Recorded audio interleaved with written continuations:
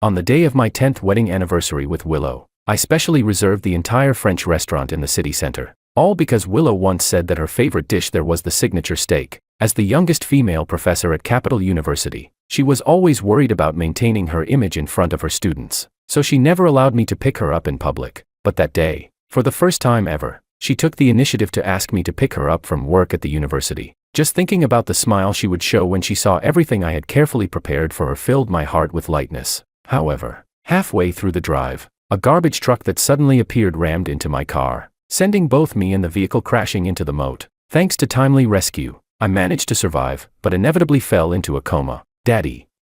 Daddy. In the haze, I could vaguely hear the soft voices of my son and daughter calling me. The twins were the precious children my beloved Willow had carried for 10 months to bring into this world. And aside from her, they were the ones I cared about most in my life. It was only under their tender, childlike calls that my consciousness slowly began to return. When I woke up, the children were nowhere to be seen. Only my wife, Willow, sat by the hospital bed, looking at me expressionlessly. When she saw that I was awake, there was not a trace of joy on her face. She had always been a cold person, and I didn't mind. Unable to speak with the oxygen mask on, I could only barely raise my hand, trying to touch hers to reassure her not to worry. But when she noticed my movement, she frowned in disgust, withdrew her hand, and placed it on the oxygen machine beside me. Chapter 1. Then I heard Willow say, "George, you know what? I've been waiting for this day. After you caused Makoto's death, you should have expected to end up like this. If you hadn't taken me away from him, Makoto wouldn't have drowned himself in alcohol every day from the pain, and he wouldn't have died so young."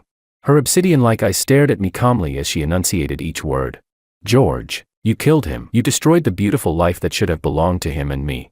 Her words were like poisoned arrows, shattering, piece by piece, the belief I had held onto all these years, that she loved me. Makoto. I hadn't heard that name in over a decade. I only knew that he had died, and at the time, Willow had been saddened for quite a while out of old friendship, but I never knew that after all these years, she still hadn't forgotten him, and had even blamed his death on me. Tears welled in the corners of Willow's eyes, as if she were deeply sorrowful. Yet the next moment, she curled her lips into a smile, gentle and beautiful, yet carrying a hint of brokenness and something almost twisted. She said, "The car accident didn't kill you. That's fine. I can send you off myself." Before I could even process what she meant, her well-maintained, delicate hand slowly began to pull out the oxygen tube that was keeping me alive. Without oxygen, unable to breathe on my own, my vision began to darken in waves, as if a massive vortex was gradually swallowing me whole. Seeing my helpless convulsions, Willow's smile grew even brighter. I couldn't tell if it was just my imagination, but I clearly saw a trace of satisfaction in her eyes. At that moment,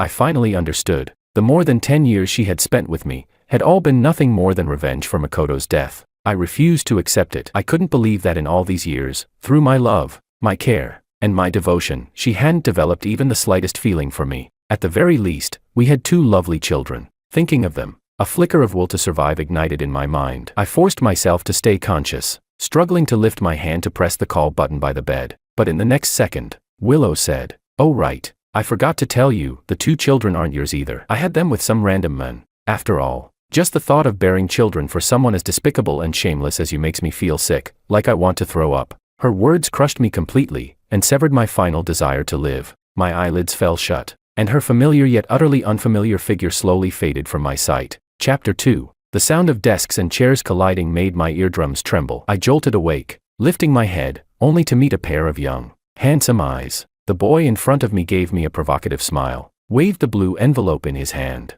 and boldly stuffed it into the desk of the seat in front of me. He said, "Buddy, if you know what's good for you, don't try anything. I know you and Willow grew up together as neighbors. You want her to be happy in the future too, right?"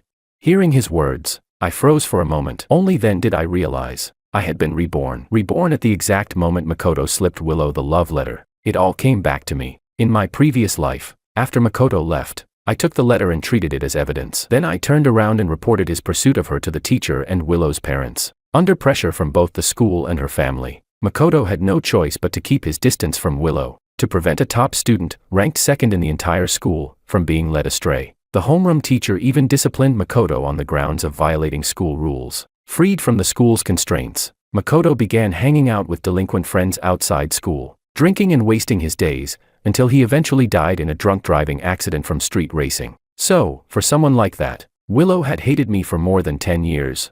In my previous life, After I got what I wished for and married her, I worked myself to the bone just to give her and our children a life free from worry. I believed I was a good husband, a good father. I did everything a man could possibly do for the woman he loved and for his family. And yet, in the end, I was killed by the very person I had loved for so many years, my wife, the one who slept beside me. A surge of overwhelming sorrow and unwillingness welled up in my chest, and at this moment, the impatience and warning in Makoto's eyes only made everything feel even more ironic. There was no denying it, Makoto was good-looking. With his rebellious yet striking appearance, there wasn't a single girl who wouldn't be drawn to him. I stared into his eyes in silence for a long time. Finally, I slowly nodded. Yes, I said. I want her to be happy. Since in my previous life Willow had never forgotten Makoto, I decided to respect her choice and give her the life she truly wanted. Makoto seemed very satisfied with my answer and turned to leave the classroom. Just as I had promised, I didn't touch the love letter he gave Willow, nor did I intend to secretly report it to her parents or teachers like before.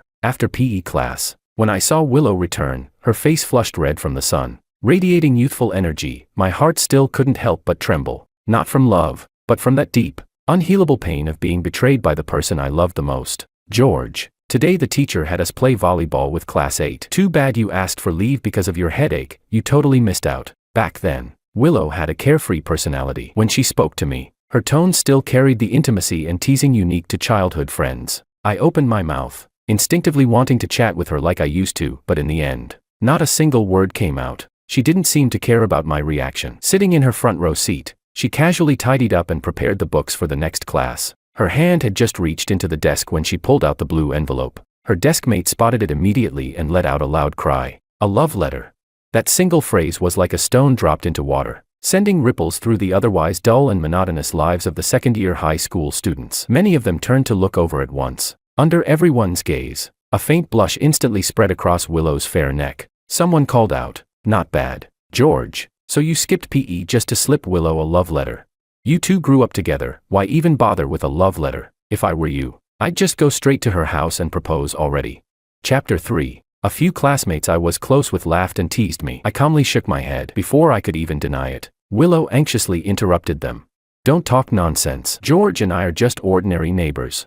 Willow and I were inseparable, going to and from school together every day. The class had spread countless rumors about us. Hearing her deny it so bluntly for the first time, the classmates exchanged puzzled looks. Willow continued, "Don't make wild guesses, you might delay our class genius George from getting a girlfriend." She added that last sentence to cover up the awkwardness. From beginning to end, she never once turned around to look at me. Something felt off, but before I could think further, a sharp-eyed classmate noticed something on the love letter. He said, "The signature says Ito. There's only one person in our class with that surname.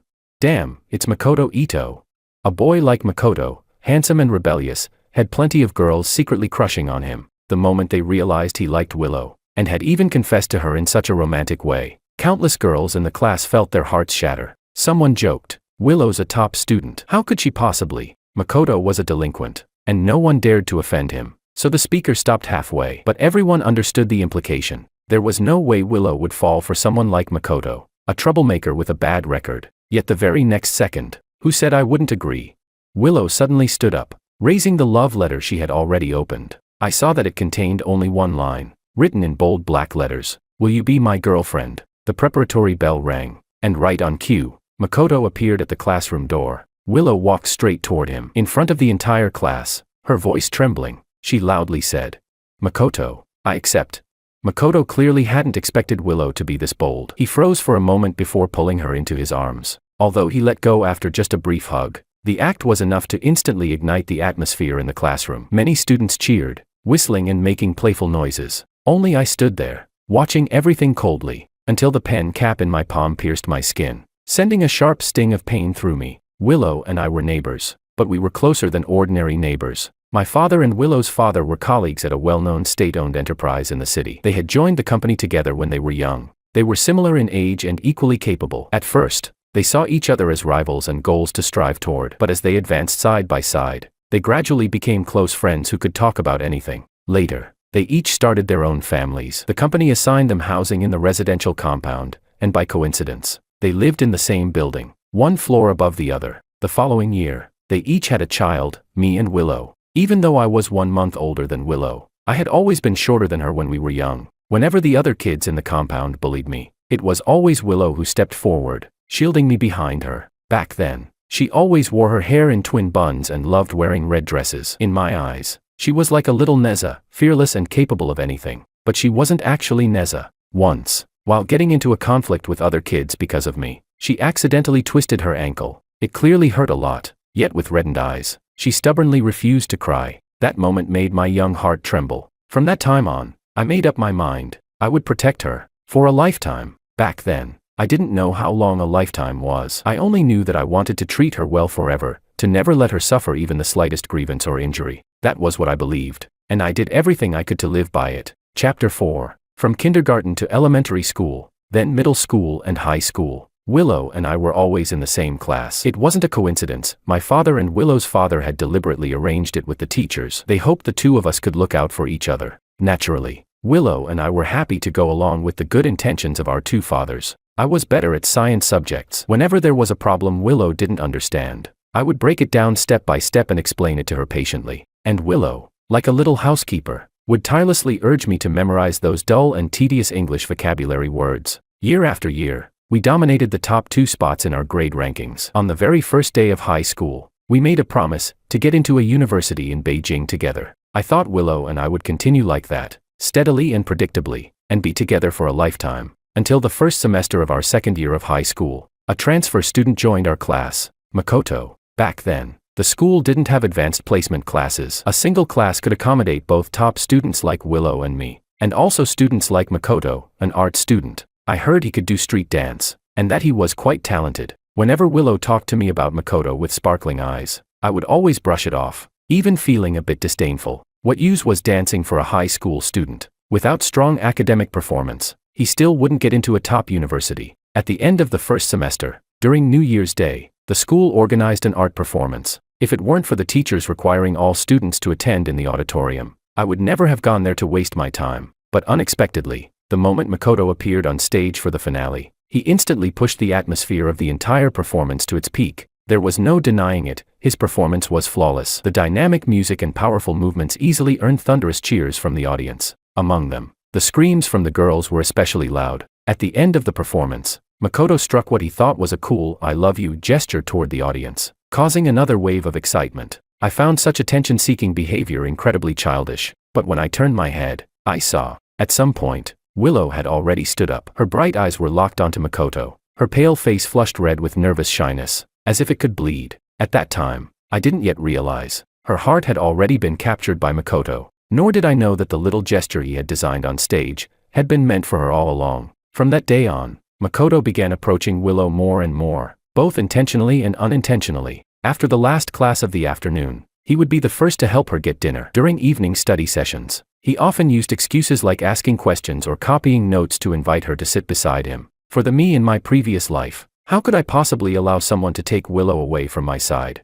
That was why, the moment Makoto handed her the love letter, I decisively cut off any thoughts he shouldn't have had. Now that I had a second chance at life, and since I had already decided not to involve myself in Willow's life anymore, it was better to quietly remain just a passerby. Ever since that day, when she publicly acknowledged her relationship with Makoto in front of the entire class, Willow began to distance herself from me. High school life was demanding, with long days that stretched from early morning to late at night. In the past, Willow and I always went to and from school together, but from that day on, she never waited for me again. More than once, when I went downstairs in the morning, I saw Makoto riding a bicycle with Willow sitting behind him, the two of them disappearing into the distance. In the soft morning light, watching their intimate gestures and cheerful laughter, I thought I would feel angry, but to my surprise, all my emotions toward Willow were gradually settling, fading with time. Willow and Makoto grew closer and closer. She even took it upon herself to move from the front row to the back row, becoming his desk mate. The homeroom teacher spoke with Willow, but she only said she was helping the transfer student with his studies. The teacher had always valued her as a top student ranked second in the entire school, and worried that the atmosphere in the back row might affect her. In the end,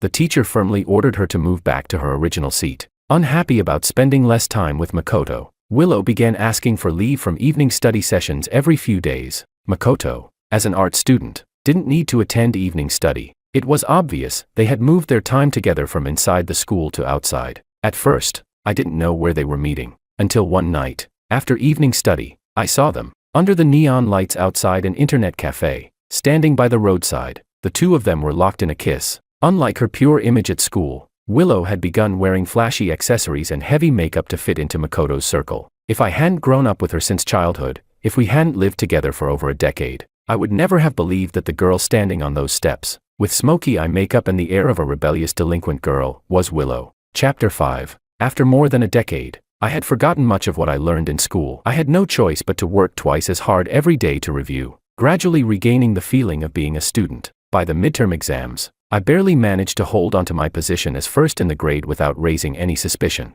As for Willow, who had always ranked second, she unexpectedly dropped all the way to 159th place. After school, I saw Willow and her mother at the entrance of the residential compound. For a top student like Willow to fall so drastically, the homeroom teacher would definitely call in the parents. It only took a simple conversation for the truth to come out, that Willow had been using excuses to ask for leave while actually skipping classes. Aunt Lou scolded Willow as they walked. She had always been a gentle person, but this time she was so furious that her voice rose noticeably, drawing the attention of many people in the neighborhood. In contrast, Willow remained completely indifferent from beginning to end, as if the scolding wasn't directed at her at all. I didn't want to run into them, but just as I turned to leave, Aunt Lou noticed me. "George, wait a moment," she called out and hurried over, not even catching her breath before getting straight to the point. "You must know why Willow's grades dropped so badly this time, right? Tell me."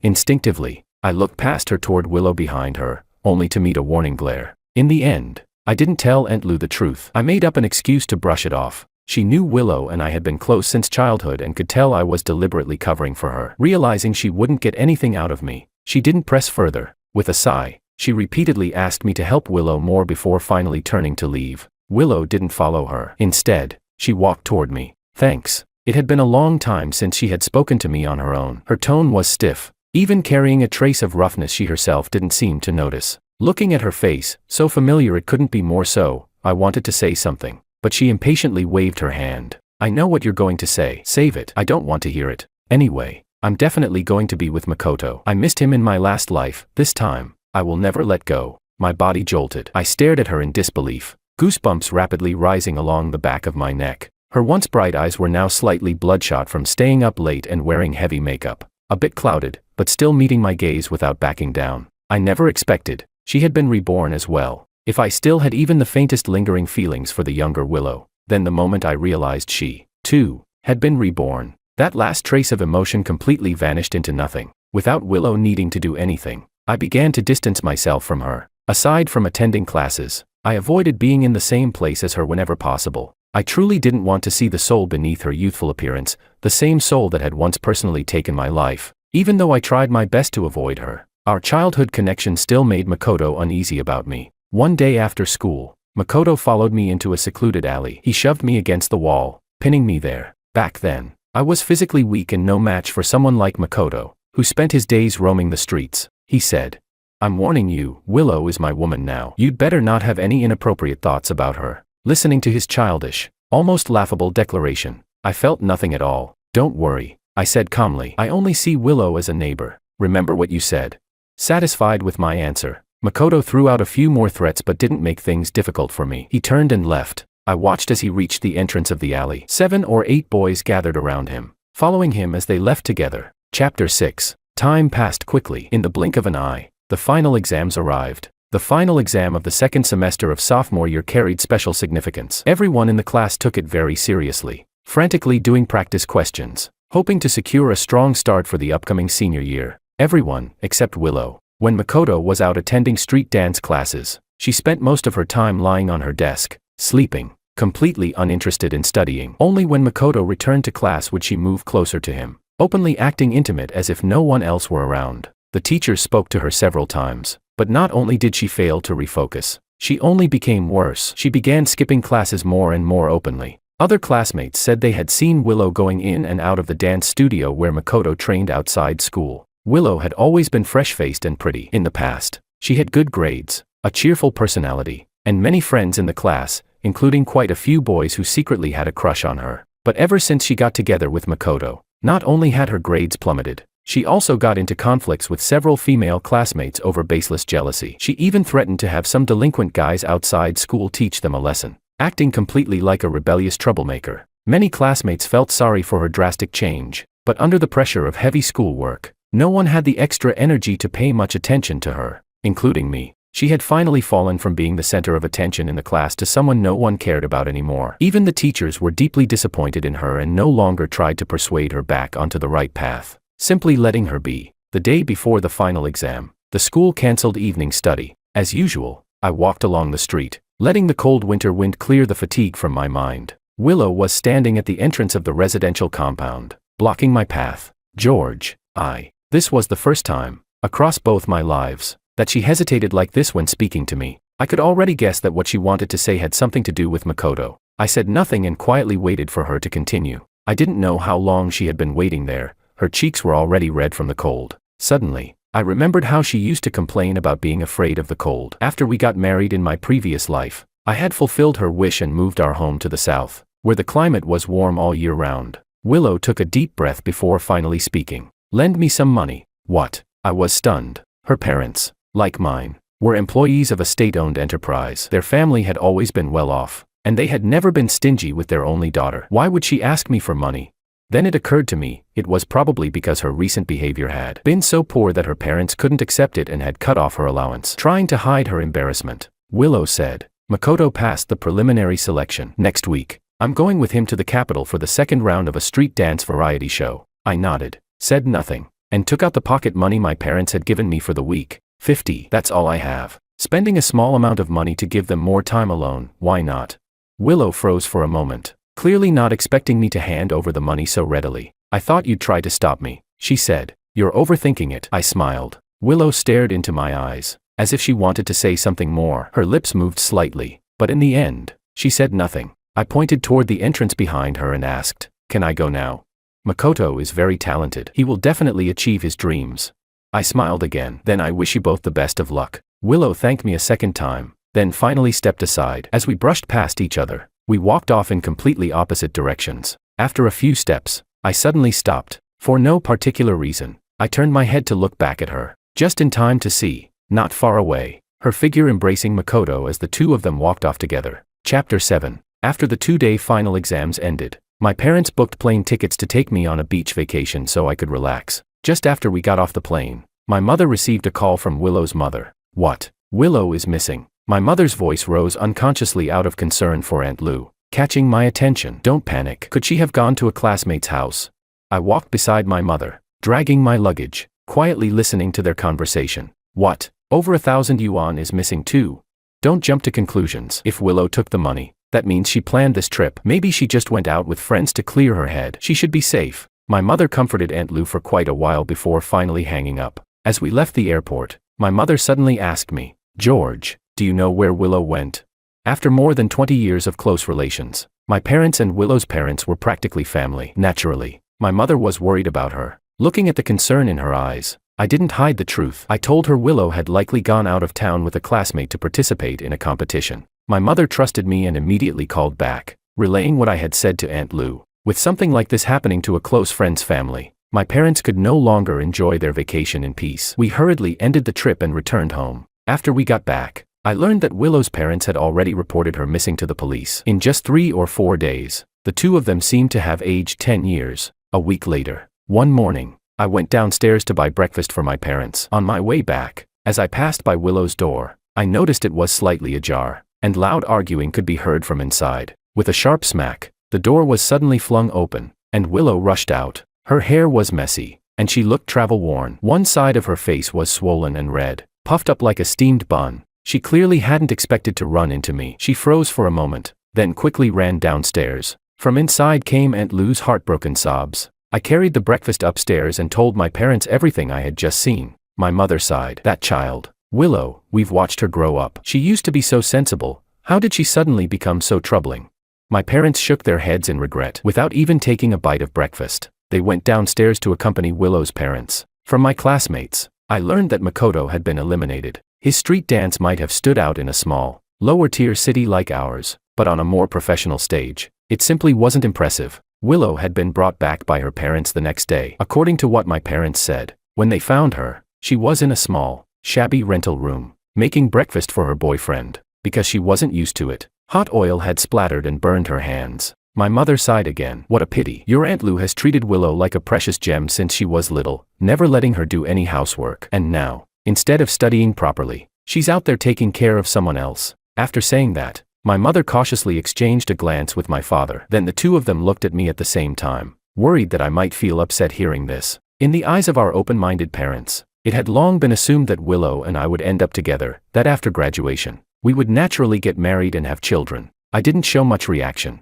I simply turned up the volume of my English listening practice and buried myself fully in solving problem sets. My parents exchanged looks again, then quietly left my room. Chapter 8. After being reborn, I gained a new plan for my life. To achieve my new goals, I still needed to put in even more effort. I focused on my own life, yet I couldn't help but piece together Willow's recent situation from my parents' fragmented conversations. After Willow was brought back, she argued with her parents every day. She was almost obsessive about wanting to drop out of school, working to earn money so she could support Makoto in pursuing his dreams. How could Mr. and Mrs. Liu just watch their daughter abandon a bright future and go down the wrong path? But no matter what they said or how harshly they scolded her, they couldn't bring Willow back to her senses. In the end, they had no choice but to take the most direct and forceful approach, locking her in her room. Yet Willow only became more stubborn, even threatening her parents with suicide. What happened after that?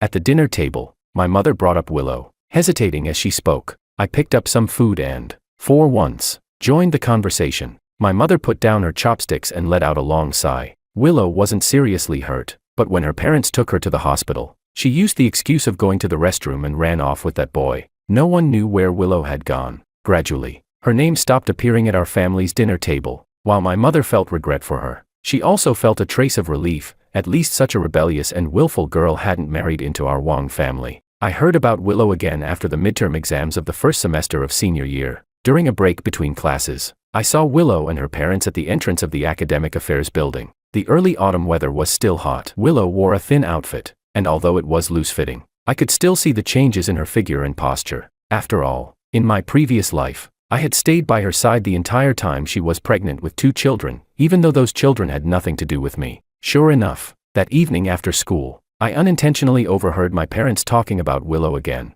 My mother said, "She's pregnant, about 3 or 4 months along. An abortion would be too harmful to her body, so the baby has to be kept. If she doesn't drop out, then what? Is she really going to take care of a child while preparing for the college entrance exam?"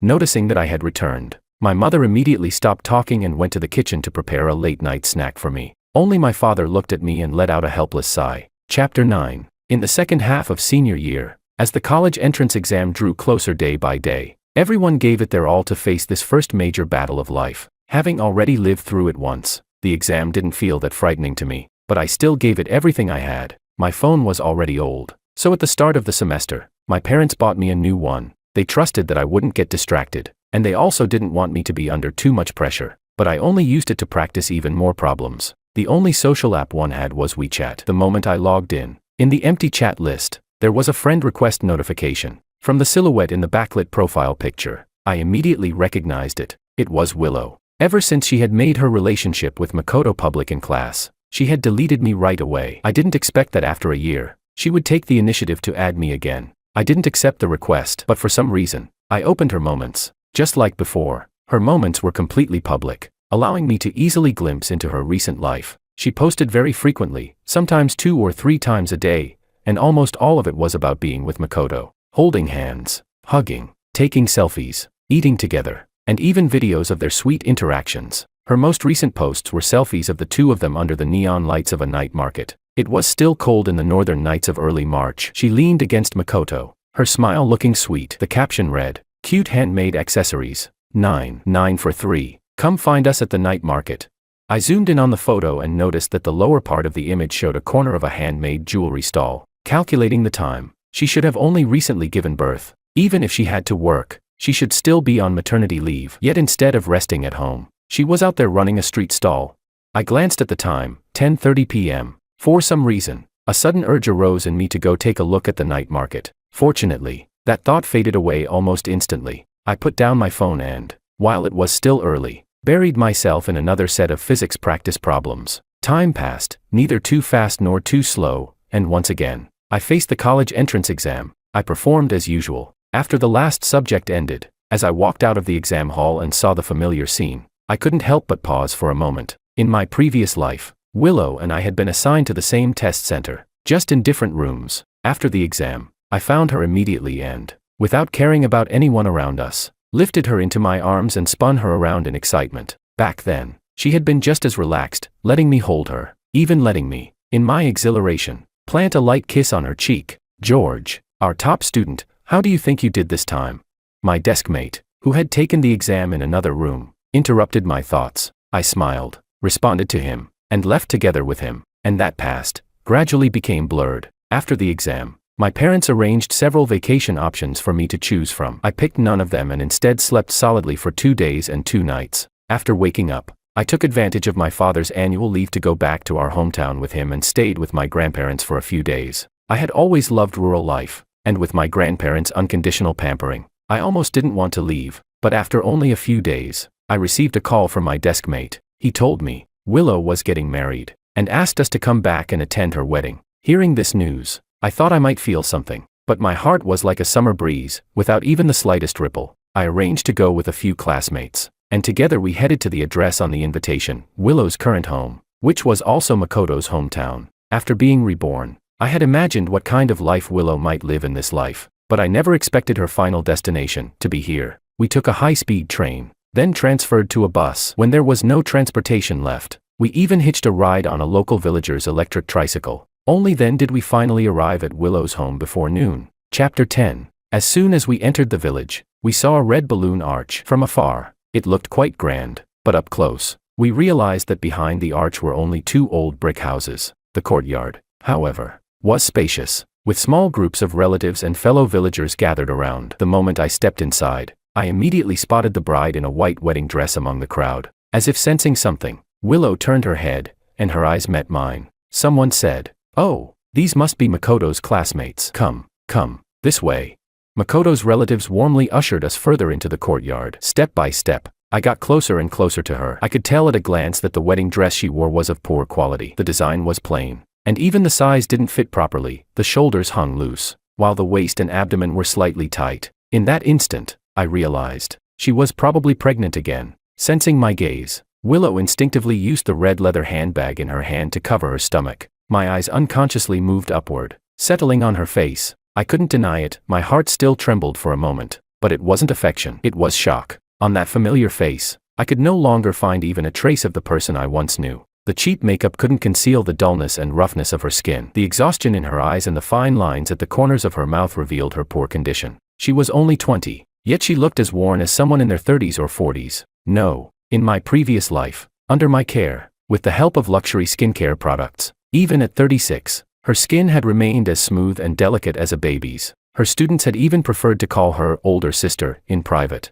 Perhaps my gaze was too direct. Makoto, dressed in a black suit, stepped in front of me, blocking my view. After returning home from Willow's wedding, I received an acceptance letter from my dream university. In this life, the choices I made for my application and major were completely different from my previous life. Back then, to accommodate Willow, I had deliberately chosen the school she liked and picked a major I didn't enjoy, but one with excellent prospects. All so that after graduation, I could give her a better life. But this time, I chose to live for myself. I applied to a top-tier medical university, fulfilling my own dream of saving lives. My parents were proud of me. They booked a grand banquet hall in the city center and held a lavish celebration, inviting all our relatives and friends. Willow's parents also attended. It had been a long time since I last saw them. Willow's mother, once a slightly plump, round-faced woman who looked blessed and kind, had grown thin like a withered stick. Her hair had turned much grayer as well. "George, Auntie has always known you're an outstanding child. Congratulations." She patted my shoulder. For some reason, that gesture made me think of my previous life, when I married Willow. Back then, she had also patted my shoulder, smiling as she told me to change how I addressed her, to call her Mom. Looking at me now, Aunt Lou fell into a long silence. After a while, her eyes reddened, and she let out a soft sigh. If only she hadn't gone down the wrong path, perhaps she would have been like you today, admitted into her dream university, walking a completely different road. Chapter 11. I entered university and threw myself into intense academic work and club activities. I rarely heard Willow's name anymore. On the rare occasions I thought of her, she only felt more and more unfamiliar. As I had wished, I joined the university's debate club. In my previous life, I had loved that kind of sharp verbal sparring, the thrill of defending my views and defeating others. Unfortunately, Back then Willow didn't like me being in the debate club. She always said she hoped I would follow trends instead, urging me to join the street dance club or the rap club, but I had never been interested in music or dance. In the end, I was eliminated during the selection process. At the same time, I missed the debate club tryouts as well. Disappointed, I lost all interest in club activities throughout my entire college life. Fortunately, in this life, I no longer had to consider anyone else's opinion. I could live for myself again. Midway through the first semester, the faculty held a debate competition. With my own ability, I secured the position of third speaker. In the finals, the opposing team's third speaker went head-to-head with me. Unfortunately for her, by the end of the debate, perhaps due to insufficient preparation, her arguments were completely dismantled by me. The opposing third speaker was a girl. In the moment she fell silent, her fair face flushed red, and her bright eyes widened like a startled kitten. At that moment, standing on the debate stage, I couldn't help but let out a soft laugh. In the end, our team won the championship. It was clear the opposing team had been determined to take the title, but unfortunately, they had met us. After the event, my teammates and I left the venue full of youthful pride. The 4 debaters from the opposing side followed behind us, their presence noticeably dimmer. Only the girl named Anna, the third speaker, kept glaring at me with those round, bright eyes from time to time. I found it amusing and turned back to look at her a few more times. Perhaps my face irritated her too much, so much that she failed to watch her step. She missed a step and fell down the stairs. I wasn't far from her, and with my height advantage, I managed to catch her just in time, saving her from the pain of falling. When Anna pulled herself out of my arms, her dark eyes were filled with anger, embarrassment, and a trace of confusion. Then she hurriedly ran away, so fast, as if I were some big bad wolf chasing after her. After the debate competition, life returned to its usual rhythm. The coursework in medical school was extremely demanding. Every day, my routine revolved around 4 places: dormitory, classroom, cafeteria, and library. At some point, I began to notice that wherever I went, Anna seemed to appear as well. At first, I thought it was just a coincidence, but after a few awkward exchanges, Anna gradually became familiar with me, on her own initiative. During large lectures or in the library, she would always save me the best seats in advance. In the cafeteria, she would enthusiastically help me get food, sparing me from long lines, and the dishes she chose were always my favorites. She was the only girl, across both my lifetimes, besides Willow, whom I had grown close to. That's when I realized I didn't actually know how to interact with girls. All I could do was clumsily return her kindness, buying snacks and bringing them to her dorm, treating her to meals, or taking her to the movies or an amusement park. Back and forth like that, we grew closer and closer, ridiculously. During the seasonal change at the end of the semester, I caught a cold. Anna somehow convinced the dorm supervisor and simply claimed to be my girlfriend. For several days in a row, she came to my dorm to take care of me, even braving heavy rain to buy medicine for me. I recovered, but she nearly fell ill herself. My roommates jokingly started calling her sister-in-law. Only then did I belatedly realize she had been pursuing me. Having experienced betrayal from the person closest to me, I had always been afraid to start a new relationship. Moreover, her personality, bright, cheerful, carefree, was very similar to Willow's in the past. But I knew she was herself.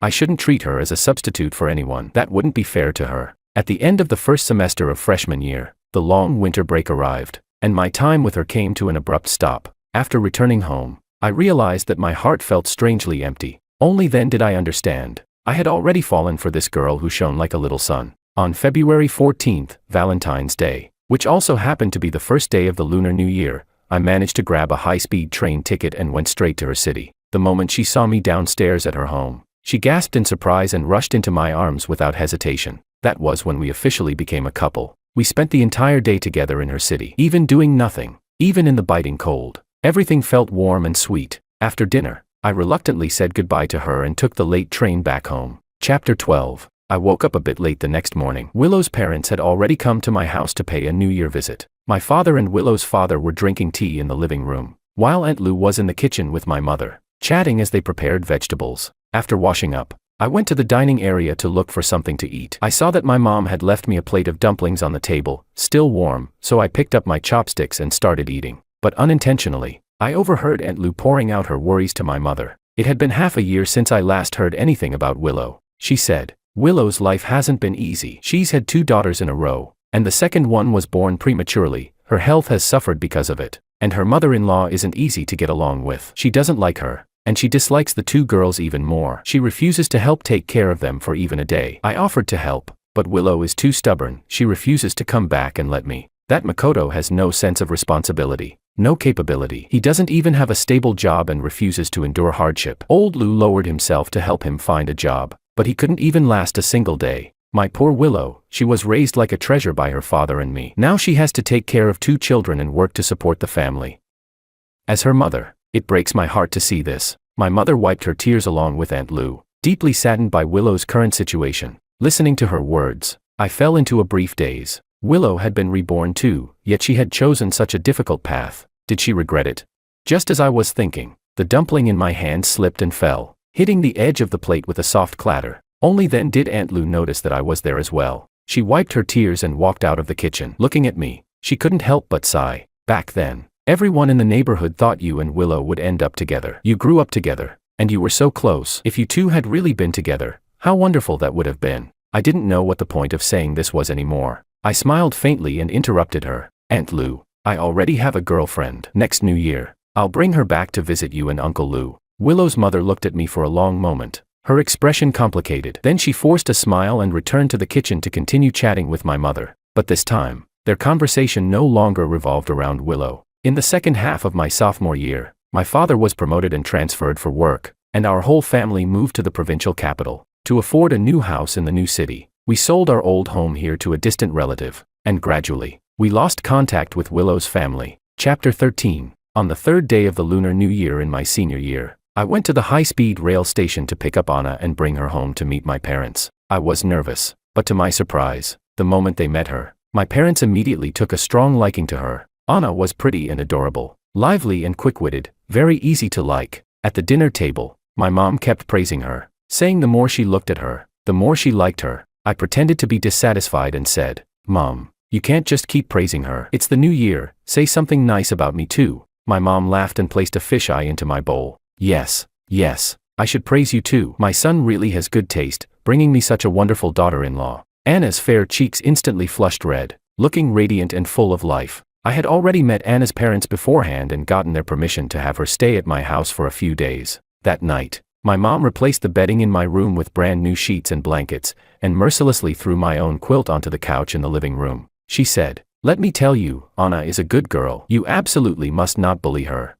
Anna overheard my mom's warning and gave me a playful wink and grin. Seeing her mischievous expression made me want to bite her on the spot. As soon as my mom returned to her room, Anna quickly locked the door, leaving me alone in the living room, staring speechlessly at the ceiling. The next day was a high school reunion. I had received the invitation half a month in advance. Unexpectedly, Anna wanted to go with me, saying she wanted to learn what I had been like in the past through my classmates. She had always been quirky and full of ideas, and I was more than happy to have her come along. When we arrived at the hotel, Anna said she needed to go to the restroom to touch up her makeup. As I stood at the entrance waiting for her, I saw a man and a woman walking toward me from a distance. Only when they got closer did I recognize them. The man was Makoto, and the woman was Willow. It had been many years since I last saw her, and she had aged even more. The exhaustion on her face was impossible to hide. It was hard to imagine she and Anna were the same age, yet their conditions were worlds apart, as if separated by a generation. "George," Willow called out softly. Makoto immediately shot her a harsh glare. Willow flinched, then forced a smile to cover her embarrassment. Makoto spoke in a rough tone, "Go buy me a pack of cigarettes." Willow didn't respond, though she tried to hide it. I could still see the fear in her eyes when she looked at him. "What are you standing there for? Go already." Willow nodded submissively and walked toward the hotel entrance. Once she left, Makoto's hostility toward me only grew stronger. He sized me up from head to toe, then let out a cold laugh, revealing slightly yellowed teeth. "Well, if it isn't top student Wong, long time no see." Back then, he had been a standout figure on campus, rebellious and handsome. Now, he was still the same person, but he no longer had anything to support that arrogance. I gave a slight nod and simply responded with an mm. Makoto was clearly dissatisfied with my reaction. Suddenly, he stepped forward and stared straight into my eyes. "George, let me tell you, drop whatever ideas you've got. Don't think I don't know what you're planning. Willow can only ever be my wife. She's already given me 2 kids. If you're thinking of waiting for her, try your luck in your next life."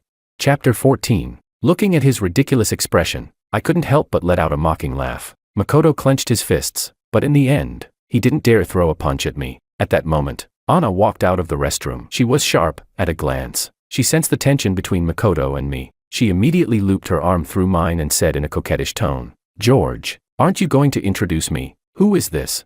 I smiled and said, "This is my high school classmate, Makoto. Makoto, this is my girlfriend, Anna." The moment I finished speaking, I noticed Willow, who had just come back from outside, pause for a brief second. Makoto noticed her too, impatiently. He snatched the cigarette pack from her hand and lit one, as if completely unaware of the awkward tension between them. Anna continued, "Which university are you attending? You should be seniors like us, right? Have you thought about graduate school?"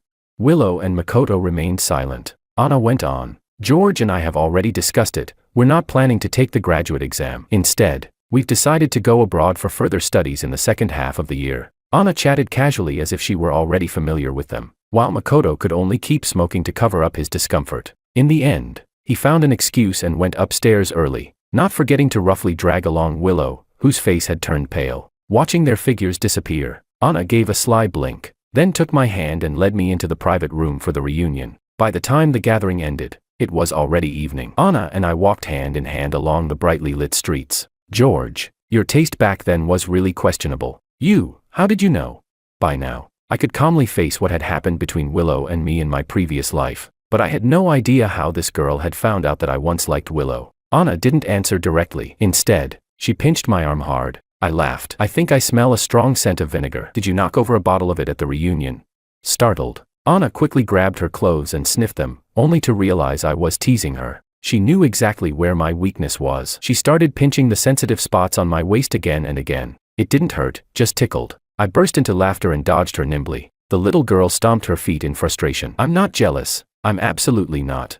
Chapter 15. After graduating smoothly from university, Anna and I went abroad together to continue our studies. In a foreign country where we knew no one, we became each other's support and motivation. We moved in together, studying while building a warm, vibrant life of our own. Over the course of 3 years, instead of exhausting our relationship, we grew even more inseparable. Both of our families had long since accepted our relationship. After finishing our studies and returning home, I had just settled into a job when our 4 parents eagerly arranged a grand wedding for us. The wedding invited all of our close classmates and friends. What I didn't expect was, Willow and Makoto showed up as well. It seemed Willow had made a special effort to dress up for my wedding. However, no amount of heavy makeup could hide the weariness of her appearance or the fragile, defeated state of her spirit. From the very beginning, Makoto kept holding her hand, as if they were deeply in love. But anyone with eyes could tell that wasn't the case. During the toast, I raised my glass and drank it in one go. My classmates joked about my strong alcohol tolerance and followed suit. It was then I noticed, beneath Willow's raised arm, there were several overlapping scars, old and new, stretching deep into her sleeve, jagged and unsettling. After the toast, I told Anna, now my wife, about what I had seen. Not long after, she found a chance to speak with Willow alone in the restroom. "Willow, if you need help, you can tell me. George and I can both help you." After the wedding banquet ended and we returned to our new home, Anna finally told me what had happened. At the time, Willow's expression had been complicated: suspicion, tension, fear, regret, and a deep unwillingness. But in the end, she said nothing and quietly left my wedding at some point. After the wedding leave ended, I officially devoted myself to the sacred work of being a doctor. My wife also began preparing to establish her own studio. Although I had a high level of education, I still lacked practical experience, so I had to start from the ground up. I began to truly understand what it meant to be so busy your feet barely touched the ground. The next time I saw Willow was several months later. That night, I was on duty in the emergency department when a woman was rushed in through the corridor, groaning in pain. My colleagues and I immediately moved forward to provide emergency treatment. Her abdomen was large, she was pregnant, but her stomach was covered in horrifying bruises, and blood was continuously seeping out beneath her, soaking through the sheets. After examination, we found the fetus was already 8 months along. Working together with the obstetrics team, we managed to save the baby's life. It was a girl, tiny, wrinkled, waving her clenched little fists as if greeting this unfamiliar world. But sadly, there was no joy from family to welcome her, no tenderness from her mother, only the sterile incubator in the neonatal ward. After the child was delivered, the mother's uterine bleeding would not stop. The doctors present raced against time and decided on the only life-saving option: a hysterectomy. I was responsible for speaking with her family, but when I stepped out of the operating room, I discovered the person standing outside was Makoto, whom I hadn't seen in a long time. He was startled when he saw me, then hesitantly asked, "How is Willow?" Willow? That's right. I had been so focused on saving the patient that I hadn't carefully looked at the pale face beneath the sweat-soaked, disheveled hair. I never expected that woman was Willow. I remembered my mother once mentioning casually that, in order to give her children a better life, Willow had come to this big city full of opportunities to work hard. I never imagined that in such a vast city, we would meet again like this. I truthfully explained Willow's current condition to Makoto. He fell silent for a long time without giving an answer. I couldn't help urging him. Every second you delay means more danger for Willow. No. Makoto still couldn't make a decision. Instead, an elderly woman who had rushed over suddenly stepped between us. She said, "A hysterectomy? No, I won't allow it." Chapter 16. Looking at the old woman's face, I recalled seeing her once at Willow's wedding. She was Willow's mother-in-law. She shouted angrily, "I just checked, another girl. A useless burden. If she can't give birth to a son, then she'll just keep giving birth. If her uterus is removed, how is she supposed to have more children? It can't be done." Her attitude was domineering and overbearing. She turned to her son and sternly warned, "I'm telling you, you are not allowed to sign." A nurse came out of the operating room to urge them, saying the patient's condition was critical and the consent form had to be signed immediately. Watching the stubborn mother and son, I felt an overwhelming sorrow for Willow, who was lying on the operating table, fighting for her life. I asked the nurse to stay in the corridor to hold them off, while I quickly contacted Willow's parents through my mother. Fortunately, in the past 2 years, in order to help their suffering daughter, Aunt Lou, already retired, had also moved to this city. Before long, my mother and Aunt Lou arrived at the hospital, supported by my mother. Aunt Lou signed her name with trembling hands. Seeing that they could no longer stop Willow's mother, Makoto's mother began shouting, crying, and making a scene, trying to disrupt the medical staff as they fought to save Willow. In the end, the mother and son were escorted out of the hospital by security. Several hours later, Willow's life was finally saved. From beginning to end, neither Makoto nor his mother ever returned to the hospital to see her. That mother and son are truly heartless. No matter what, there's still a baby in the incubator. Don't they care about the child at all? Sometimes, I would hear emotional young nurses whispering about Willow in bed number 3, but I never joined their conversations. To me, Willow was just a patient. Perhaps her fate was indeed unfortunate, but I was only an ordinary doctor. I could heal the sick, but I could never save a life already rotting from within. When Willow was discharged, it happened quietly. The premature baby, whose condition had stabilized earlier, had already been taken out of the incubator and brought home by Willow's parents. I never saw the child again. More than a year later, my wife and I had a child of our own. When she was 4 or 5 months pregnant, she came to our hospital for a prenatal checkup. A colleague even helped take a few detailed ultrasound images of the baby. Before the new year, my wife and I went back to my parents' house for dinner. My mother held the ultrasound images, looking at them again and again. She sighed in admiration. "Look at that tiny little face. Those delicate features. It's exactly like George when he was little." Hearing her words, I gently placed my hand on my wife's steadily growing belly, unable to hide the excitement and anticipation in my heart. I had always loved children, and now, after living through 2 lifetimes, I finally had a child who truly belonged to me. During the meal, my mother watched the loving interaction between my wife and me and couldn't help but let out a soft sigh. "Seeing how happy you two are as a couple, I feel incredibly relieved. It's a good thing your father and I didn't rush to push you and Willow together back then." She brought up Willow again. My wife and I exchanged a glance. Then she said, "That child, Willow, has always been stubborn. Once she chose a path, she wouldn't turn back until she hit the very end. It's a pity, now that she wants to turn back, it's already too late." Chapter 17. It turned out that when Willow had been hospitalized while pregnant and injured, leading to her child being born prematurely, it was because her husband, Makoto, had gone into a drunken frenzy and kicked her in the stomach. After going through a life-and-death ordeal, Willow finally made up her mind to divorce him once she was discharged. But the moment she returned home, she overheard Makoto and his mother plotting to seize the old house that belonged to her parents. When they realized she was back, Makoto's mother first put on a fake show of concern,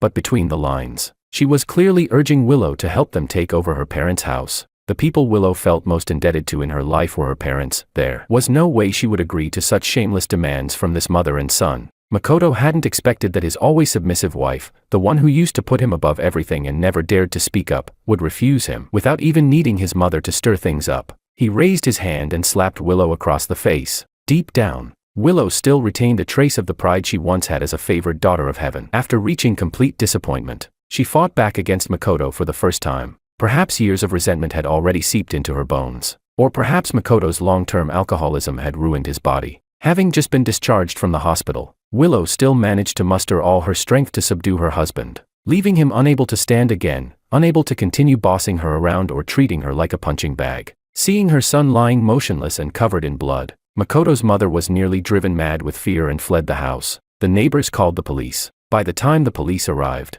Willow had already taken a quick wash in the bathroom. Her usually messy hair was neatly tied up, revealing a forehead lined with fine wrinkles that had appeared at some unknown point. Only then did the neighbors realize that, ignoring her overly gaunt cheeks and the countless scars on her pale skin, this poor woman, who had been abused daily by her husband and mother-in-law, was actually very beautiful. Willow was imprisoned. Anna and I used our connections to find a well-known lawyer in the province, and through our parents, we introduced him to Willow's family. With the lawyer's full effort in defending her, Willow was ultimately sentenced to 6 years. That was already the best possible outcome. In the season when spring blossoms were in full bloom, I finally took a rare break, only to accompany my wife back to the hospital where she worked for a routine prenatal checkup. The obstetrics colleagues said that in just over a month, our child would be arriving in this world. After leaving the hospital, we went to a maternity and baby store to buy some more tiny clothes and toys for our soon-to-arrive child. Before we even made it home, I received a call from Willow's father. He said Willow wanted to see me. I didn't want to go at first, but then I suddenly felt that the entanglement between Willow and me across 2 lifetimes deserved a proper ending. So I agreed. Today happened to be visitation day, and it was also my rare day off. After discussing it with my wife, we didn't go home, we drove straight to the suburban prison. After registering and passing through multiple procedures, we entered the visitation room, where Willow was already sitting behind the glass wall waiting for me. When she saw me, she instinctively tried to stand up, but then slumped back down in defeat. I sat across from her and picked up the receiver. Her dry lips trembled as she spoke in a hoarse, choked voice. "George. I'm sorry. I regret it." I smiled faintly and said calmly, "It's all in the past." It had been a long time since I last thought about my previous life, but seeing her face inevitably brought back many memories. I remembered how, back then, I always had endless things to tell her, about work, about life. Even trivial things like sneezing twice while walking down the street. I couldn't help but share everything with her. Her expression was always indifferent. Only when something interested her would she respond with a few words. At the time, I thought she had simply grown up and matured, which was why she had become less talkative. I would even go out of my way to cheer her up, just hoping she would talk to me a little more. What I didn't know was that, from beginning to end, she had never loved me. To her, everything I said was nothing more than noise she couldn't tune out. Now, Willow sat behind the glass wall, her dim eyes filled with unspoken words, yet I no longer had any desire to understand them. Chapter 18. I waited for her for a moment. Seeing that she still didn't speak, a trace of impatience rose in my heart. I thought, let's just end it here. So I hung up the phone and stood up to leave. Unexpectedly, she suddenly sprang to her feet and slammed her hands hard against the glass wall, calling for me to turn back. The glass was well soundproofed. It wasn't until I saw the prison guard in the corner move that I realized what was happening. When I turned around, I saw her being firmly pressed back into her seat. I had no choice but to sit down again. Seeing that she had calmed down, the guard released her and returned to his post. She watched me pick up the receiver again, staring straight into my eyes. On the other side, she questioned me urgently, almost hysterically. George, you were reborn too, weren't you? You came back to life too, right?"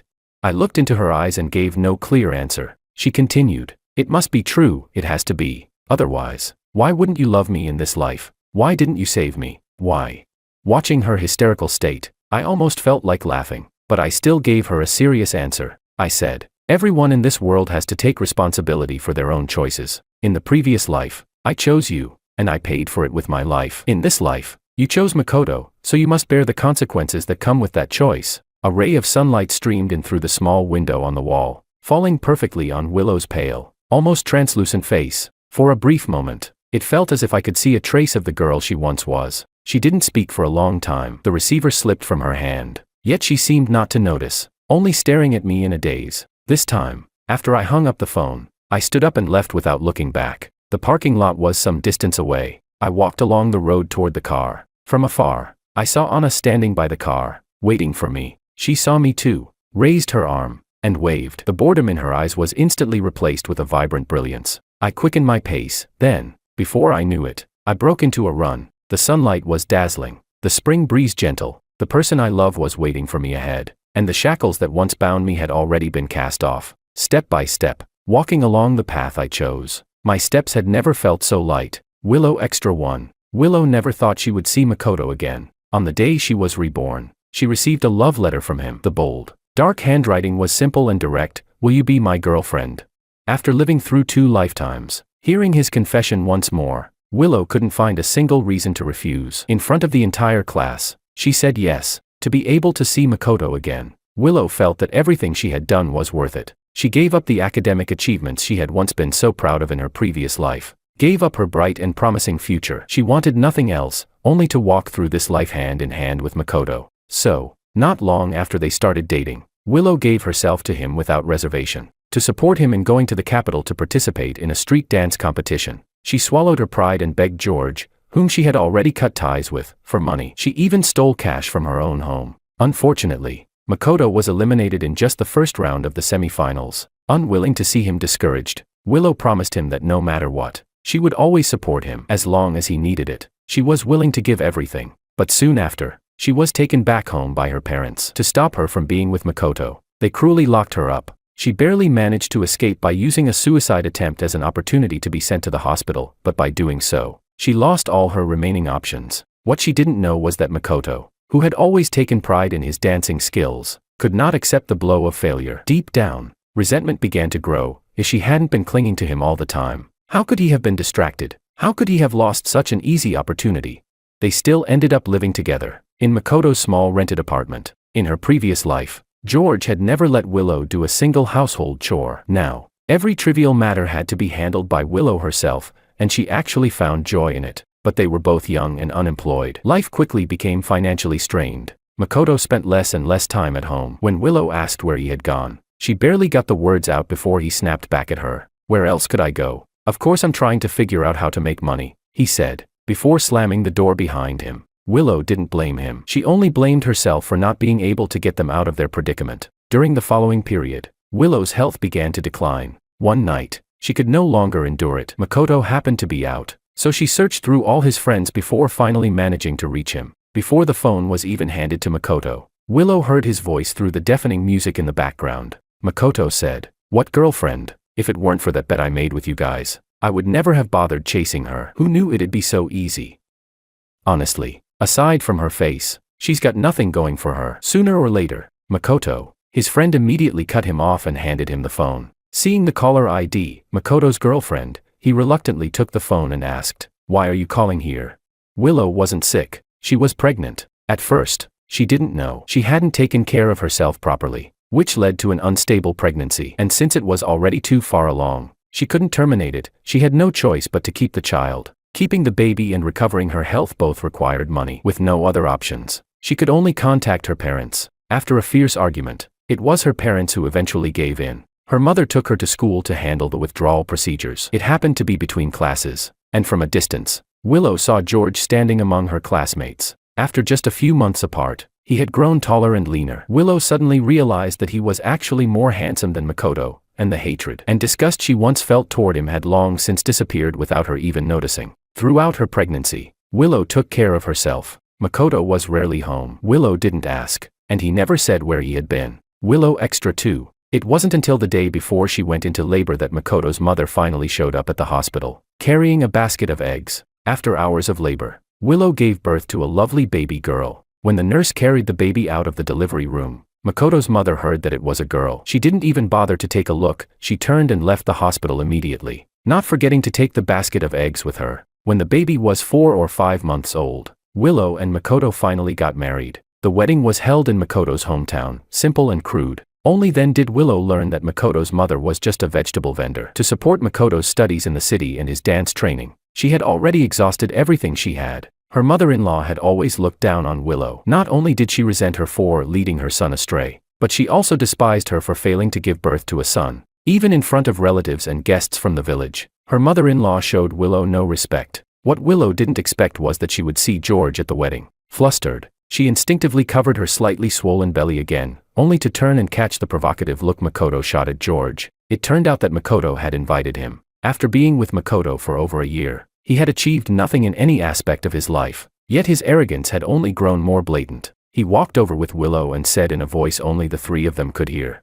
"George, so what if you got into a top university? The woman you like is now giving me children." Willow felt utterly humiliated, but what she found even harder to accept was that George, who once had eyes only for her, remained completely unmoved by the provocation. His dark eyes were like an ancient well, calm and devoid of any ripples. After having 2 children, the burden on the family grew heavier. Makoto did nothing and refused to do anything, aside from occasionally asking his mother for a bit of living expenses. All the household costs were supported solely by Willow working herself to exhaustion. Only then did she realize that during her pregnancy, Makoto hadn't been going out to make money at all. He had been drinking and fooling around with his useless friends. The little money he brought back had actually been secretly given by Willow's mother, who couldn't bear to see her daughter suffer. Makoto drank more and more frequently. At some point, whenever he got drunk, he began to lose his temper and lash out. Their 2 daughters were often terrified to tears by their father's twisted rage, but Makoto didn't care in the slightest. Willow could only protect her daughters while trying her best to preserve their father's image in their eyes. Makoto didn't appreciate it. One day, after getting drunk, he beat her viciously, venting all the resentment he had accumulated over the years. Willow was stunned. She had given up everything, even herself, to choose him. Yet what she received in return was nothing but his hatred. Finally, one time, during Makoto's escalating violence, Willow, pregnant again, was beaten so badly that she was sent to the hospital. After an intense rescue effort, she barely managed to survive. One night during her hospitalization, Willow woke from a dream at midnight, her pillow soaked with tears. In the dream, George, her, and their children were together in their once spacious and bright home, filled with laughter, peaceful and beautiful. In the darkness, trembling, she fumbled for her phone and dialed the number she had never forgotten. A mechanical female voice coldly informed her that the man who once loved her with his whole being had long since been destroyed by her own hands. Willow covered her face and wept. During her more than 1 month in the hospital, neither Makoto nor her mother-in-law came to see her even once. It was her own mother who stayed by her side, taking care of her. Willow knew she had already failed her parents, their love, their hopes, but she still had to make an even more unreasonable request. Having brushed against death, Willow was finally completely awake. Time and again, her weakness had only led to escalating cruelty. She asked her mother to temporarily take care of her premature 3rd child, while she made up her mind to return and divorce Makoto, and then take her 2 older daughters away. Escaping that terrifying home, Willow Extra 3, dragging her weak, recovering body, Willow returned home, only to overhear that mother and son plotting to take her parents' old house. Makoto's mother was saying, "Anyway, she can't have children anymore. Sooner or later you'll divorce her. We might as well get that house from her family while we still can. She's their only daughter. Everything her parents have will eventually go to her, and what's hers is yours."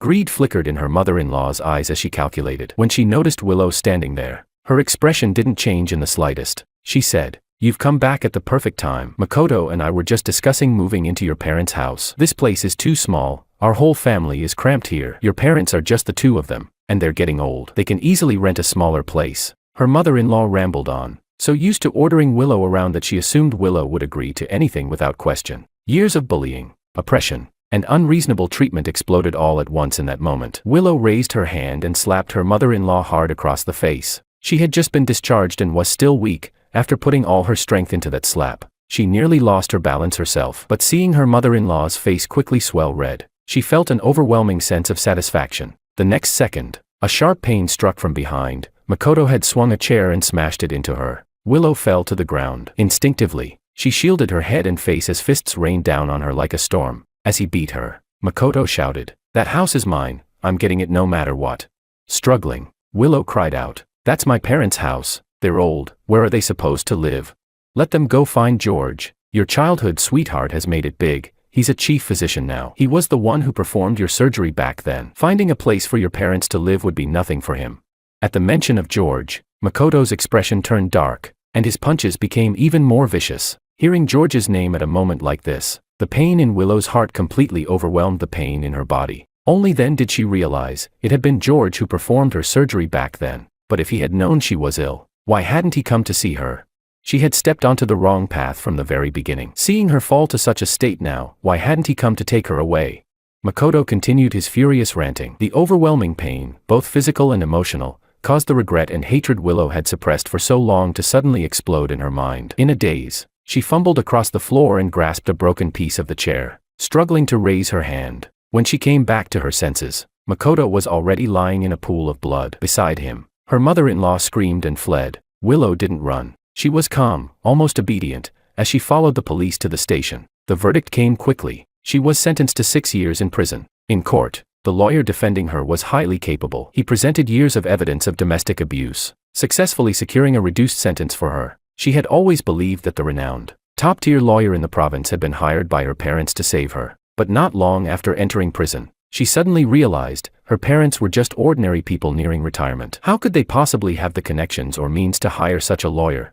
The answer was obvious. During visitation, she begged her parents to make sure George would come to see her, no matter what. The waiting felt endless. Yet, on the very next visitation day, he actually came. The present-day George had grown into exactly what he had been like before his death in the previous life, mature and handsome, though now there was a greater ease and openness in his expression. She had long heard that he was married, his wife being his university classmate. From the looks of it, he must be living a very happy life. Willow stared blankly into George's eyes. They were still as gentle as before, almost magical, making her eyes redden as she softly murmured, "I regret it." Unfortunately, her repentance earned neither his concern nor his sympathy. He merely smiled and said calmly, "It's all in the past." Willow extra 4. For a moment, countless words choked in Willow's throat, yet none could be spoken. Separated by the glass wall, they fell into silence. Now, George no longer had the patience to wait for her. Seeing that she remained silent for a long time, he stood up and prepared to leave. Watching his departing figure, Willow suddenly felt as if a large piece of her heart had been hollowed out. "George! George!" she screamed like a madwoman, desperately pounding on the glass. The glass was transparent, yet it divided them as clearly as two separate worlds. Even when she had killed Makoto, she had never felt such despair. Fortunately, George turned back in time and sat down across from her again. She said, "You were reborn too, weren't you? You were reborn too, right?"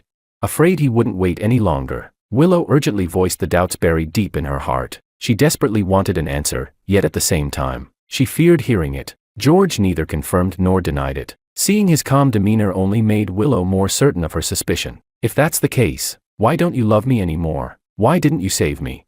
Under her nearly hysterical questioning, George finally spoke. "Everyone in this world has to take responsibility for their own choices. In the previous life, he chose Willow and paid for it with betrayal and death. In this life, Willow chose Makoto, so she must bear the consequences that came with that choice." George's words struck like a dull thunderclap, sending wave after wave of shock through Willow. She wanted to say that she regretted it, that she had truly regretted it for a long time, but by the time she came back to her senses, George had already left. Willow knew that in this lifetime, and in all the lifetimes to come, she would never see him again. After the visitation ended, the prison guard escorted her back to her cell. It was clearly midday, yet the prison corridor was especially dim, just like her life, long and silent, as if it would never reach an end.